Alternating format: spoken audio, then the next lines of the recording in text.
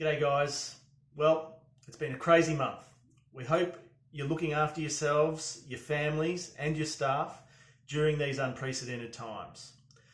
I'm planning on making these videos a regular monthly thing, and I'm keen to share with you some of the observations we've made during the past month. There have been some great examples across our clients of pharmacist innovation. I'd love to share some of those with you now. We had one team install a PA system at the front of their pharmacy, and they would call customers in by ticket number, similar to when you line up at the deli at the supermarket. This was really well received, kept everyone safe inside the pharmacy. We had a pharmacist stationed in the car park of their shopping centre, counselling patients through their car window. The patients loved it, didn't feel like they were putting themselves at risk. There's a number of pharmacies now using the Perspex screens. We're seeing quite a number of invoices come through for them, so plenty of suppliers. If you want to find somebody, get in touch. A lot of pharmacies also moving to no cash. It would be great to see this transition past the COVID-19 crisis. Less cash handling, less mistakes.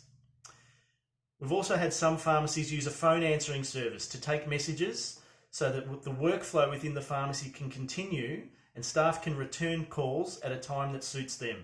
This has really helped. Also in the last month, we've had the discussion forums in the Beehive kickoff.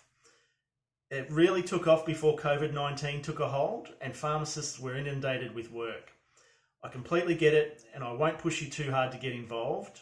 What I will say is that pharmacy can feel lonely at the best of times, and a situation such as this can only make us feel lonelier. The forums are a great way to bounce ideas off other colleagues, see what's working, see what's not working, and have some human interaction.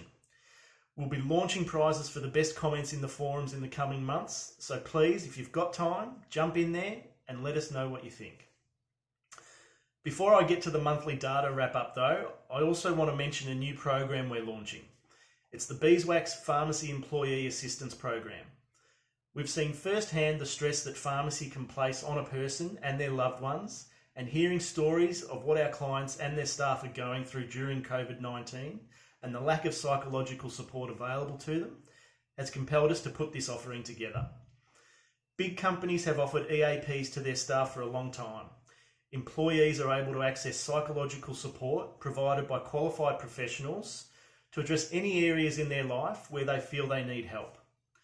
The business case makes sense in that staff have this support, are less likely to miss days due to stress, are more productive at work because they feel supported, and are more likely to stick with you as their employer. A lot of these companies even extend the service to immediate family members. It's seen as a real benefit of working for them, and it attracts the best talent. We want this program to be affordable for all pharmacies, and obviously pricing will vary depending on the number of employees you have. If you'd like to chat about how the program works and the sort of costs that are involved, please get in touch with me through the website and we can go through it together. So now for the monthly data wrap up. As the initial panic calms down and people settle into a new type of normal, we expect these inflated numbers to reduce somewhat. Similar to how your January is often quieter to your December. They've bought up what they want and they just need to use it and come back to you. Turnover as a whole across our clients was up 37% compared to the same period last year. So let's break the script and customer data into types of pharmacy. Medical centre pharmacies have seen an increase in script numbers of 18% and an increase in customer numbers of 19% compared to March 19. The majority of this occurred within the first part of the month. The latter part of the month has seen these numbers drop away fairly quickly as people are not heading out to medical centres as much. April will be interesting, and the need for these pharmacies to monitor their turnover for any material decrease will be important as they look to access other government stimulus programs. Our rural cousins in rural pharmacy have definitely been more stable over the past month. Perhaps they're cooler in a crisis, I don't know. Script numbers have seen an 8% increase and customer numbers have increased 17% compared to March last year. We expect these numbers to stay fairly consistent. Shopping strip pharmacies.